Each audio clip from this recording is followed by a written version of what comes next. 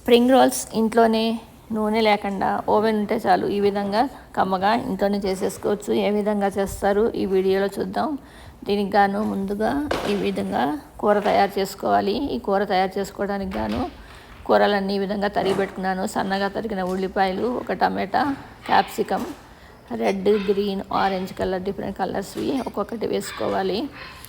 Cabbage, beans, spring onions ఉంటే అవి కూడా వేసుకోవచ్చు. ఒక ఆలుగడ్డ వేసాను, ఒక క్యారెట్, కొన్ని బీన్స్, మనకి ఏముంటే ఆ కూరలన్నీ వేసుకోవచ్చు. ముందుగా సన్నగా అన్ని కూరలు తరిగి పెట్టేసుకుని నూనె, ఆవాలు, జీలకర్ర వేసుకుని అల్లం కొద్దిగా గ్రేట్ చేసుకుని ఆ తర్వాత సన్నగా తరిగిన వెల్లుల్లిపాయల రెబ్బలు ఒక 4-5 వేసుకున్న తర్వాత ఈ కూర ముక్కలన్నీ వేసి ఉప్పు పసుపు వేస్తే కొంచెంసేపు వేసి మూత పెడితే మగ్గిపోతాయి ఇవి.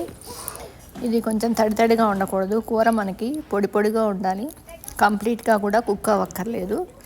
ఆ విధంగా అయిపోయిన తర్వాత కొంచెంసేపు అయిన తర్వాత మూత తీసేసి మరలా కొద్దిసేపు వేయించుకున్న తర్వాత ఇంట్లో కారం, చాట్ మసాలా పౌడర్ వేసేసుకుని కొద్దిగా జీలకర్ర పొడి, ధనియాల పొడి కొంచెం వేసేసుకుని మనము కూర దించేసుకోవాలి. ఈ విధంగా పొడిగా ఉండాలి కూర.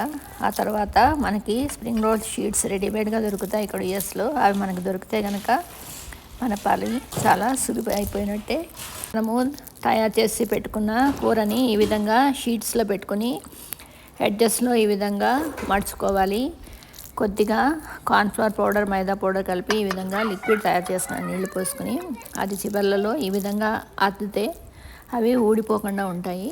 అలా అద్ది ఈ విధంగా మడిచి మళ్ళీ చివర్లో మళ్ళీ ఒకసారి అద్దిన తర్వాత ఇప్పుడు ఈ తయారు చేసుకున్న స్ప్రింగ్ రోల్స్ అన్నిటినీ ఒక ట్రేలో పెట్టుకుని ఓవెన్ ప్రీహీట్ చేసిన తర్వాత 350 degreesకి పెట్టి బేక్ చేయాలి. అంతేనండి, ఎంతో సులువుగా ఆయిల్ లేకుండా స్ప్రింగ్ రోల్స్ ఇంట్లోనే రెడీ.